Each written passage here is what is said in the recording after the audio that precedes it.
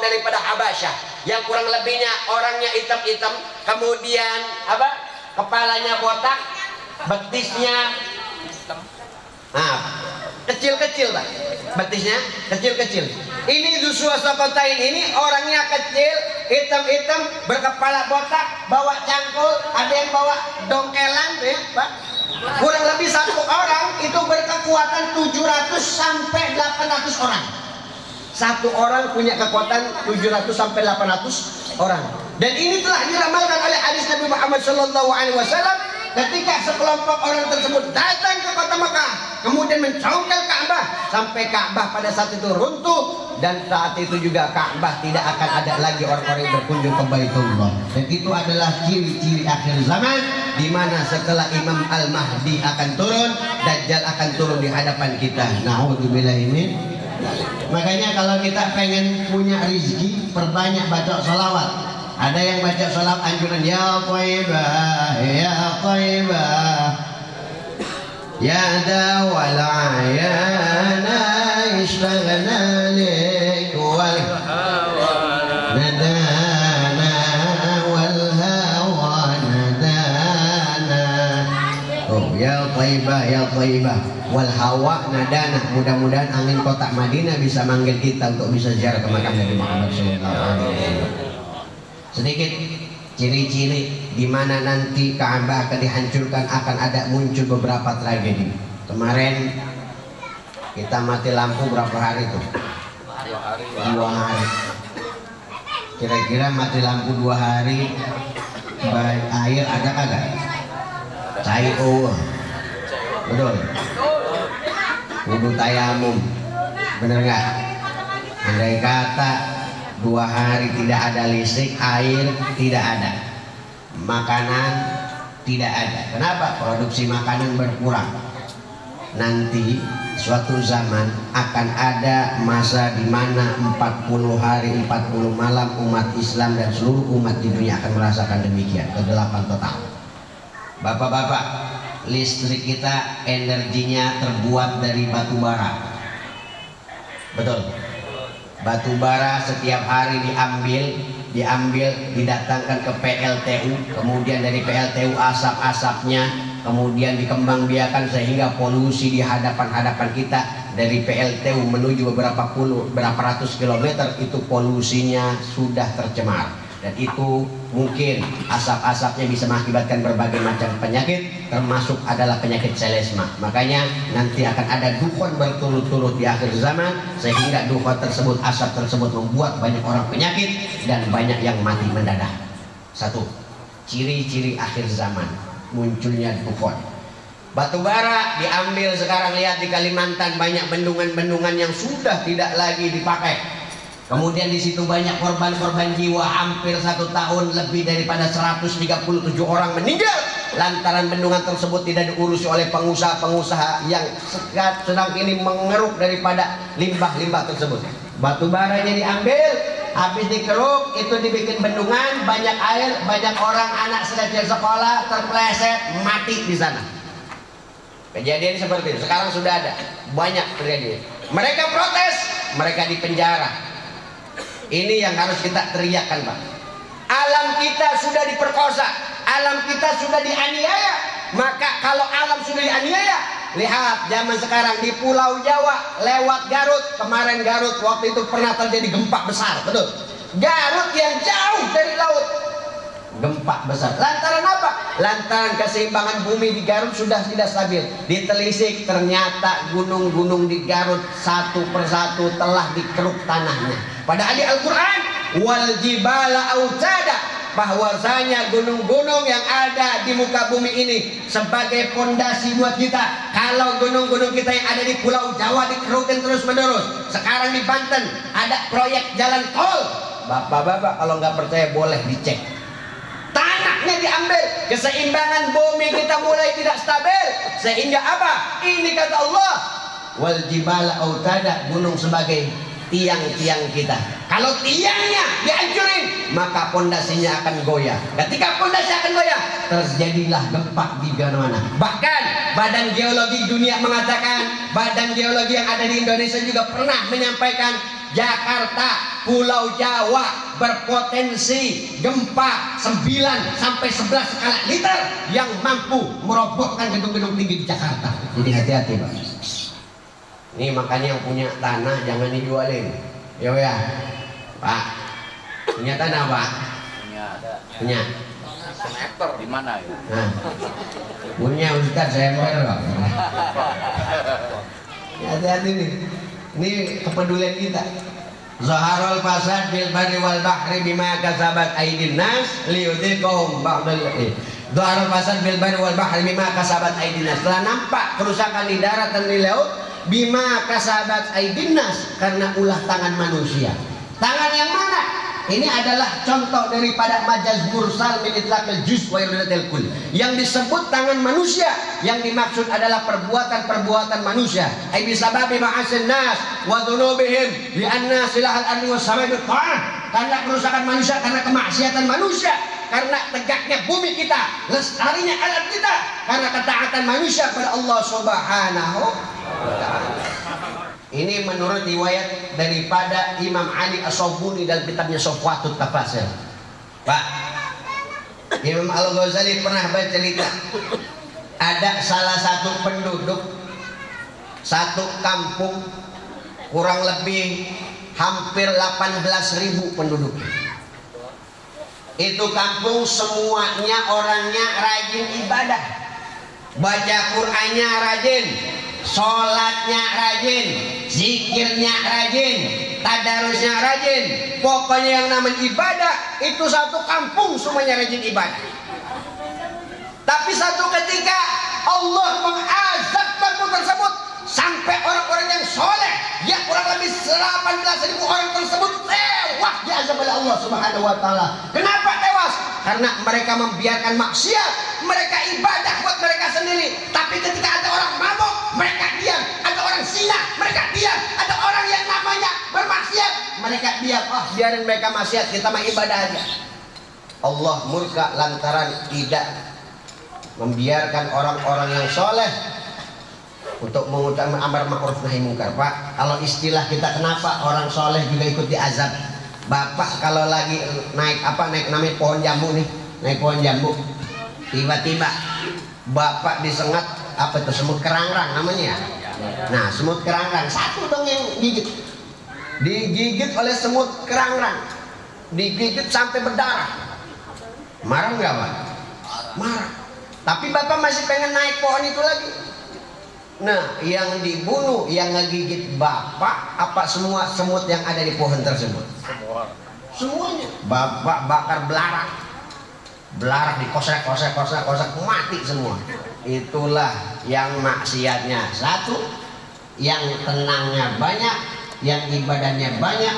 Tapi kalau bapak pemuda ngelihat kemaksiatan di mana-mana dibiarkan. Makanya alhamdulillah gerakan-gerakan daripada ulama-ulama kita, dan alhamdulillah dipimpin daripada guru kita Al-Habib Hasan yang ada di Tangerang ini, dukung terus perjuangan beliau karena beliau tidak mau negara kita diazab oleh Allah Subhanahu wa ta'ala. Betul Pak? Betul Pak? Setuju nggak? Masih ada yang menganggap? Ya, masih ada masih?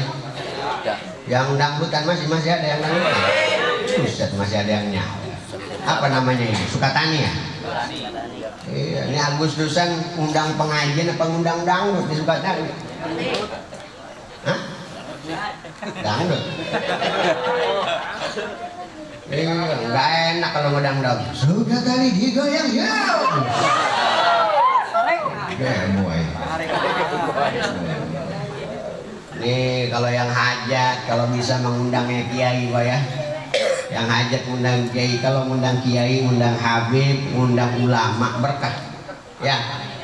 Sehajatan baik itu Agustusan, mau hajat walimatul khitan, mau walimatul urus, undangnya kiai ataupun ulama ataupun habaib. Coba kalau ngundang kiai, Ustadz ada yang, Pak kalau hajatan jangan ngundang ini Pak, ngundangnya kiai aja, ngundangnya habib aja. Ngundang habib, ngundang dangdutan sama aja, sama-sama apa? Sama-sama pakai salam MC-nya. Beda. Kalau misalnya MC dangdut beda salamnya. Kalau MC kiai beda salamnya. Kalau kiai, habib, ulama pakai salam, pakai tajwid. Assalamualaikum warahmatullahi wabarakatuh. Yai. Lah kalau MC dangdut ajak-ajakan tajwidnya bukan pakai A, pakai H. Assalamualaikum warahmatullahi wabarakatuh. Bener ya? Ustaz undang kiai, undang dangdutan sama aja, sama-sama apa? Sama-sama nyapa jamaah, nyapa penonton. Beda. Kalau Kiai Habib di penonton nyapanya, mudah-mudahan yang hadir di sini sehat badan panjang umur rahimakumullah amin, didoain. Lah kalau undang MC dangdut, yang penontonnya disapanya kagak sopan. Iya, buat bang penyoknya iya, buat bang gombalnya iya, ya penyoknya gombal. Benar. Nah coba kalau undang kiai, orang nikahan undang kiai, didoain mudah-mudahan jadi keluarga yang sakinah mawaddah warahmah. Amin, didoain sama jamaah. Nah, coba kalau undang apa? Undang dangdut.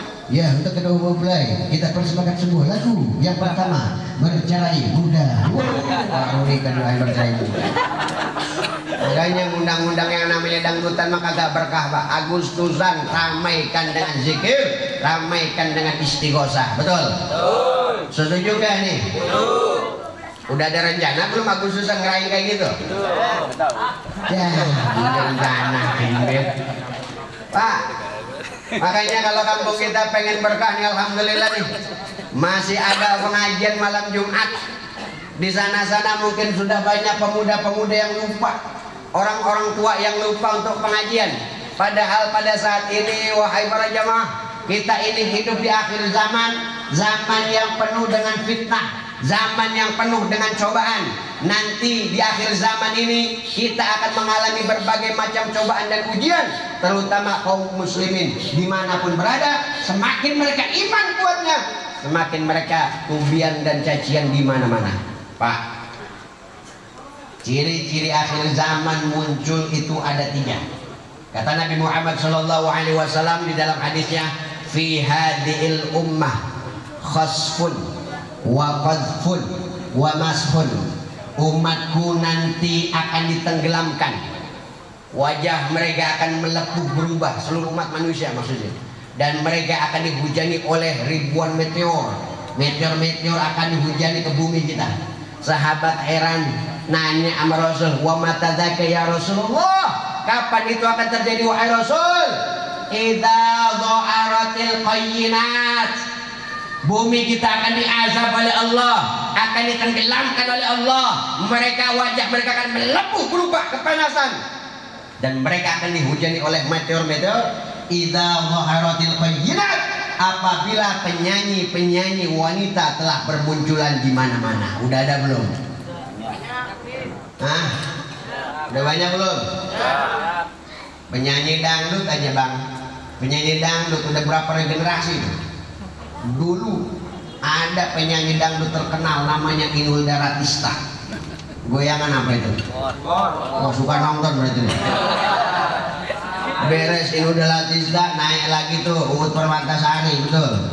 Goyang apa? Beres Uut Permatasari naik lagi Anissa Bahar, goyang apa? Beres lagi Anissa Bahar naik lagi siapa? Dewi Persik, goyangan apa? Dudu Haji. Apalan. Beres Dewi Persik naik lagi tuh penyanyi dangdut Zaskia Gotik, goyangan. Beres Zaskia Gotik naik lagi duo Serigala, goyangan. Penyanyi wanita telah bermunculan di mana-mana. Itu tanda bumi kita akan diazab oleh Allah Subhanahu wa taala berturut-turut. Yang kedua, wal ma'azif, alat-alat musik telah di mana-mana. Udah banyak belum? Dangdut, reggae, apa lagi? Jazz.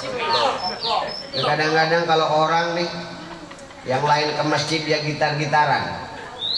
Betul? Gitarannya anak mana lu? Anak reggae.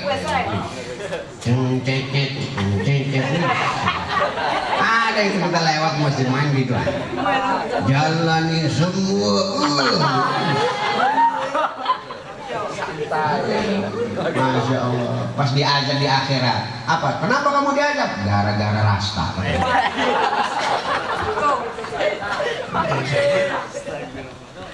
Itu wal ma'azif alat musik di mana-mana, wa syuribatil khumur, dan banyak minuman keras di mana-mana. Minuman keras di mana-mana. Sekarang kemarin banyak di Kerawang ada yang meninggal 75 orang gara-gara minuman keras. Betul?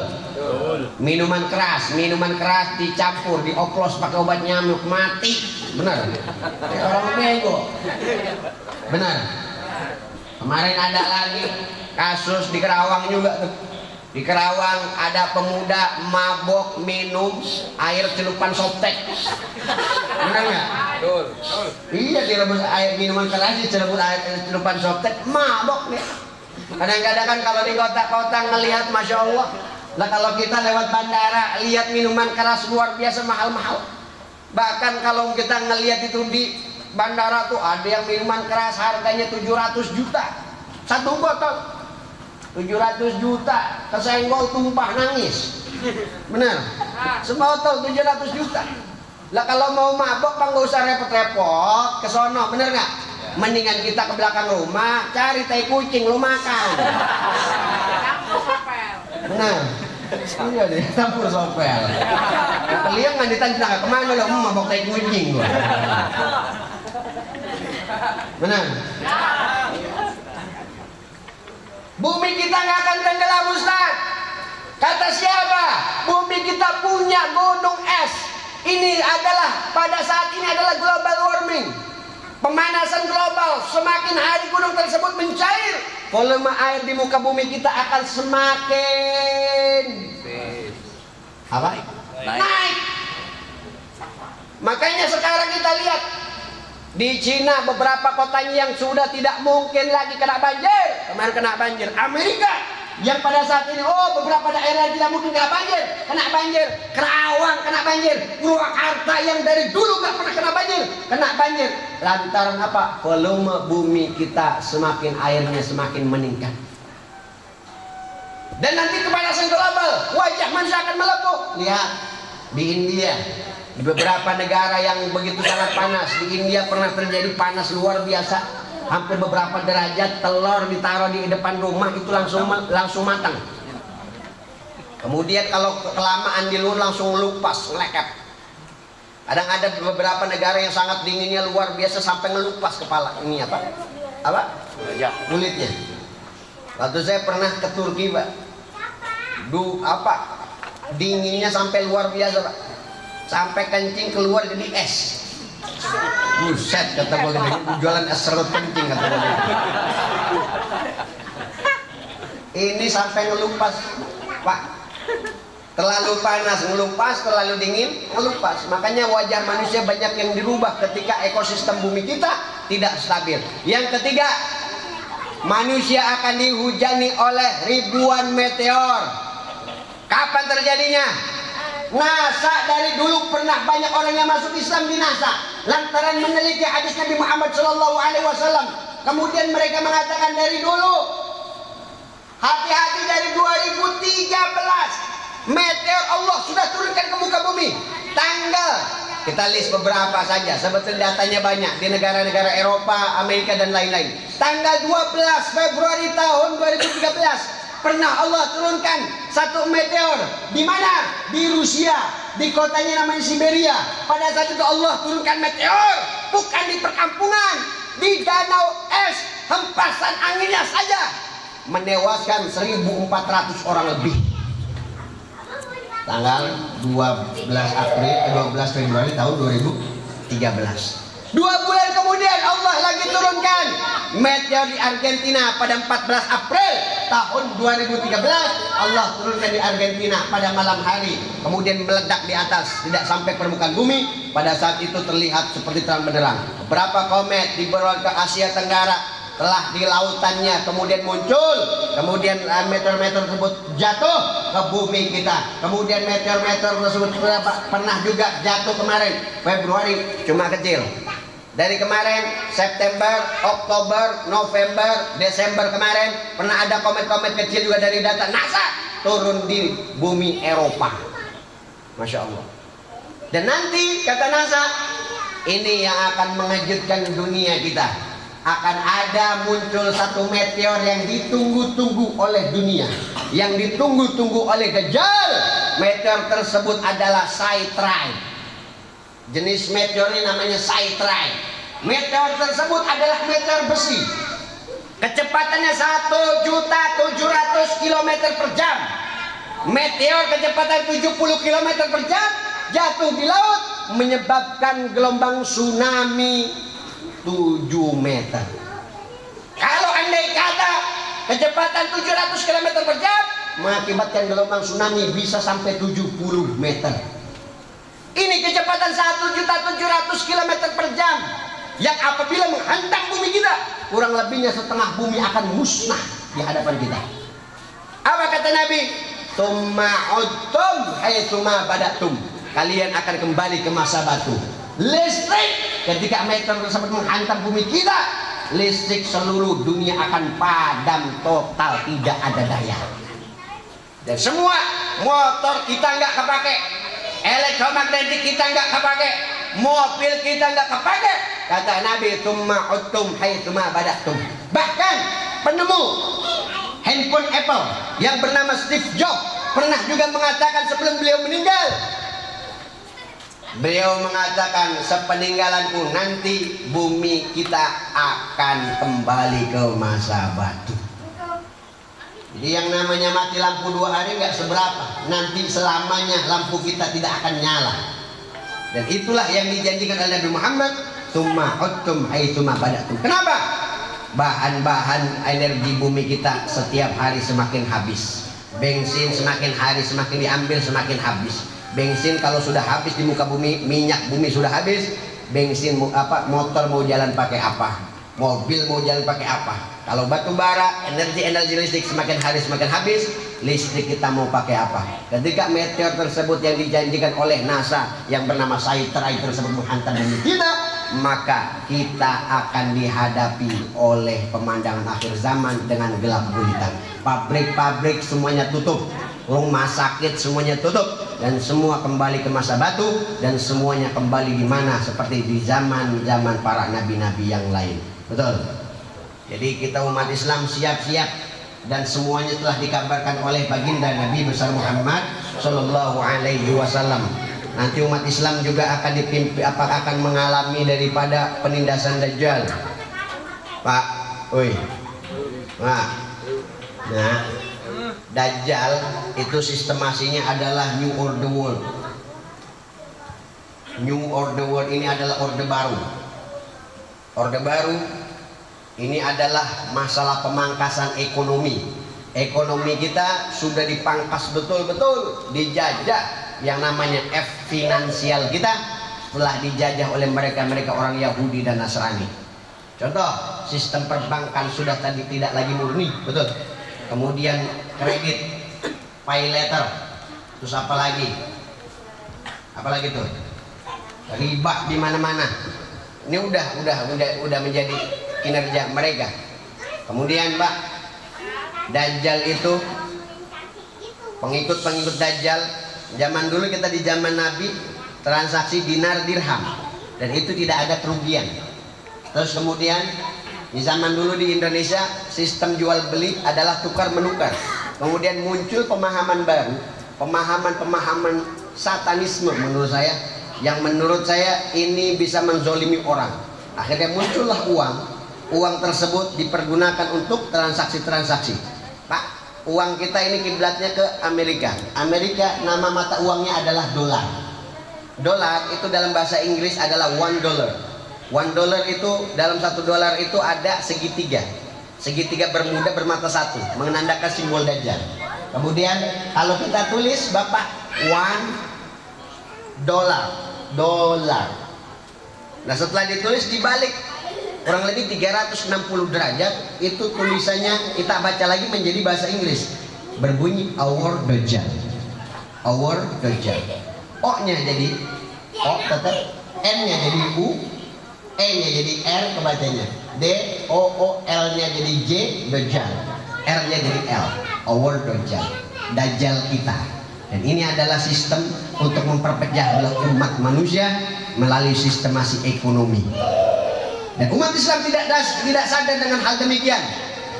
Satu persatu dijajah lagi pakai apa? Pakai makanan. Orang-orang anti Dajjal siapa? Yahudi, orang-orang kafir. Alladzina yufsidun wa la yuslihun. Orang-orang kafir itu tidak akan pernah yang namanya memaslahatkan, akan tetapi yufsidun, kata Allah dalam Al-Quran, mereka selalu merusak agar mereka bisa menguasai daripada wilayah mereka. Orang Yahudi terutama, orang-orang antek-antek daripada komunisme, itu adalah mereka adalah pengikut-pengikutnya Dajjal yang tidak berpahaman daripada agama. Saya pernah di Cina, Pak, sempat nanya-nanya, ada yang cerita TKW sana bahwa di sana ada penjualan daging manusia. Di Taiwan saya kemarin April, sebelumnya juga beberapa kali saya di Taiwan rutin. Seharusnya saya khutbah Idul Adha juga di Taiwan, cuma lantaran bentrok dengan haul ayah saya nggak terima undangan tersebut. Di sana juga pernah ada yang bercerita, sempat ada sop bayi di sop, Pak. Bayi di sop. Di Italia sempat ada kawan kita bercerita, tapi itu tertutup. Katanya ada yang menggugurkan kandungan, kemudian kandungan tersebut diperjualbelikan, ada yang dimakan sendiri. Wallahu alam kebenarannya, tapi saya mendapatkan cerita daripada orang sana. Kemudian di Italia ada juga sop kaki manusia. Italia kenal kanibal, pemakan daging manusia. Di Cina, nih nanti ada yang marah nggak? Di Cina, kemudian di mana lagi?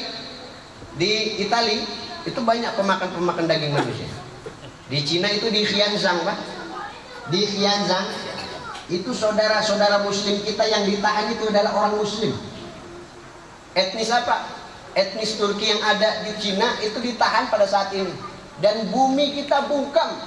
Cuma satu negara yang pada saat ini membela etnis mereka adalah Turki. Indonesia diam melihat Xianzhang dianiaya. Pak, mereka bapak-bapak yang masuk Islam, mereka dicuci otak setiap hari. Kadang ada yang dianiaya, ada yang dicambuk, ada yang organ tubuhnya dijual. Dan Cina termasuk adalah negara penjualan organ tubuh terbesar di dunia. Ginjal diperjualbelikan di sana, jantung diperjualbelikan di sana. Wallahu alam, ini adalah informasi daripada rekan-rekan kita yang tinggal di sana. Wallahu alam kebenarannya. Tapi kita khawatir tentang informasi tersebut. Kenapa? Karena saudara Muslim kita diancam dengan paham-paham demikian, mereka tidak bebas mengalami demikian. Kemudian dengan paham demikian mereka juga orang-orang Nasrani, orang-orang Yahudi ingin menguasai tentang ekonomi. Kemudian mereka memasukkan, mengekspor barang-barang menuju satu negara yang dimana terdapat komunitas muslim terbesar di dunia, yaitu Indonesia termasuknya. Sekarang beras kurang apa Indonesia, padi di mana-mana, tapi masih ekspor, betul? Garam kurang apa di Indonesia, lautnya lebar, lautnya luas, tapi masih impor. Kemudian apa? Cengkeh, Pak. Cengkeh kurang apa di Indonesia, impor. Dan ternyata dari impor makanan tersebut ada zat-zat khusus yang disemprotkan. Kalau bahasa unsur kimia ini zat-zat tersebut kalau dimakan ke tubuh kita, maka akan ada beberapa saraf yang kurang beres, beberapa sistem hormon yang kurang beres, sehingga makanan yang kita konsumsi kurang baik untuk kesehatan, maka terjadilah ada penyakit-penyakit yang kurang disadari oleh manusia itu tersendiri. Contoh, pernah ada di Riau, Pak, saya pernah cerita di ceramah saya.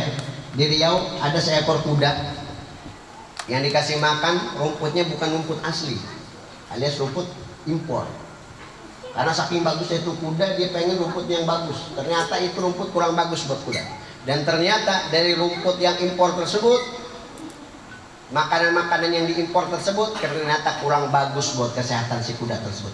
Mentalnya, kuda jantan normalnya ngelihat kuda betina langsung nafsu.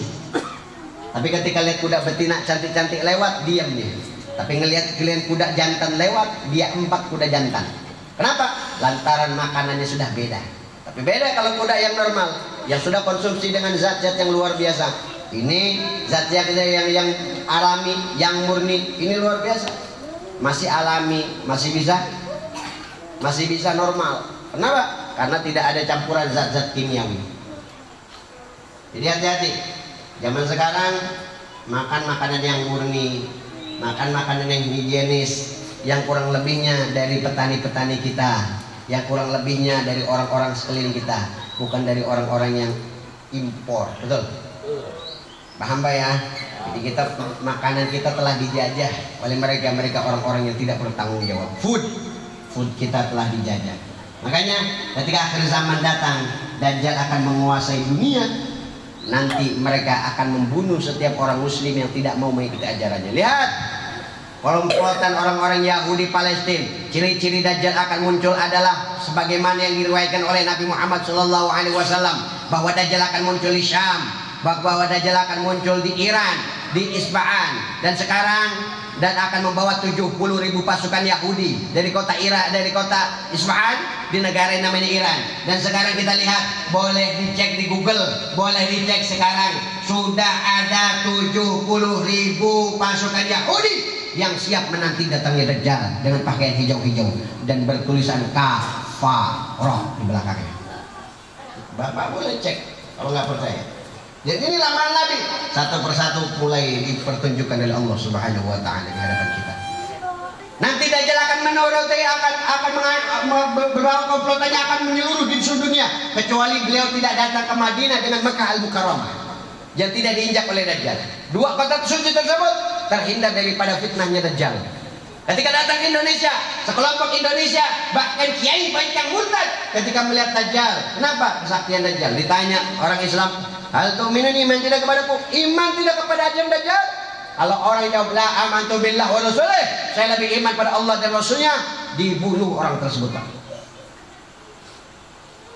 Kemudian kalau ditanya lagi amantu billah wa rasulih, dibunuh. Sampai banyak orang yang ingin menyelamatkan hartanya, jabatannya, bahkan nyawanya, rela beriman dengan ajaran Dajjal. Dan sistem tersebut mulai kita lihat di zaman kita. Iman tidak kepada ajaran Dajjal, la amantu billah wa rasulih, saya lebih iman pada Allah dan Rasulnya, dibunuh. Bahkan seluruh umat Islam yang tidak beriman pada Dajjal dibunuh, kecuali seorang anak laki-laki. Ketika itu anak laki-laki tersebut dalam sebuah hadis yang diriwayatkan sahih hadis tersebut. Kemudian anak tersebut ditanya oleh Dajjal, hal tu'minin, iman tidak kepada kula amantu billah wa rasulih, saya lebih iman pada Allah dan Rasulnya. Dajjal marah, anak kecil tersebut dijenggot, kemudian lehernya dibacok sampai terputus kepala dari badannya. Ada riwayat mengatakan dari ujung kaki sampai ujung kepala. Ada riwayat mengatakan digergaji dari kepala sampai bawah, terbelah badannya menjadi dua sampai meninggal anak tersebut. Kemudian diputer oleh Dajjal satu kali putaran, kom, bangun. Anak itu langsung hidup lagi. Kemudian ditanya lagi, hanya Allah yang mampu menghidupkan orang mati, dan saya telah melakukan itu. Apakah engkau telah beriman padaku? La amantu billah wa rasulih, saya lebih iman pada Allah dan Rasulnya. Dajjal ngebunuh anak itu lagi, dan setelah ngebunuh anak itu Dajjal tidak bisa membunuh siapapun. Pertanyaannya, anak ini siapa dan di mana? Pernah viral kurang lebih 5-6 tahun yang lalu di YouTube. Seorang ulama ditanya oleh presenter di TV Qatar kalau nggak salah. Dan sekarang kalau nggak salah videonya masih ada. Wallahu a'lam bener apa enggaknya itu video. Boleh dicari di YouTube. Tetap bahasa Arab, lupa saya judulnya. Pokoknya seorang anak yang langsung bicara, ya. Dia ketik pakai bahasa Arab, terjemah dulu seorang anak yang langsung bisa bicara, terus kemudian searching di YouTube.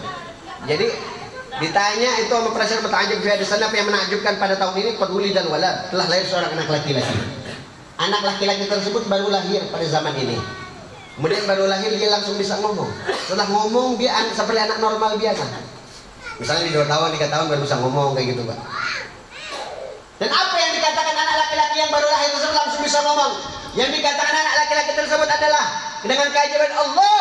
Dia mengatakan, anak rojulun, saya turun di Dajjal, layak tulu ba'di ahadan abada.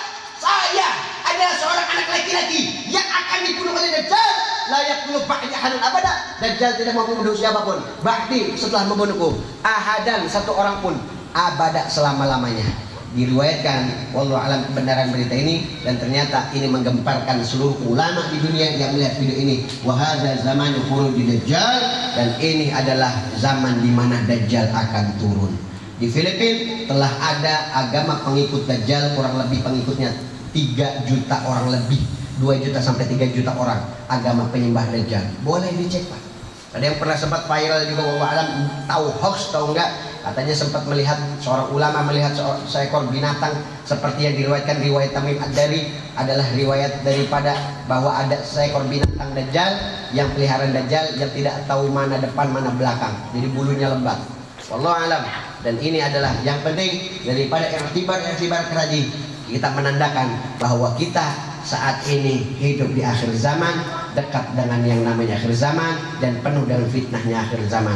Dan semoga kita semua tetap mendadak di luar Allah Subhanahu wa taala, dan semoga kita semua istiqamah selalu mengikuti ajaran-ajaran para ulama, terutama ajaran-ajaran para habaib. Ingat Pak, pesan daripada guru-guru kita, selalu ikuti jejak-jejak dzurriyyah Nabi Muhammad SAW.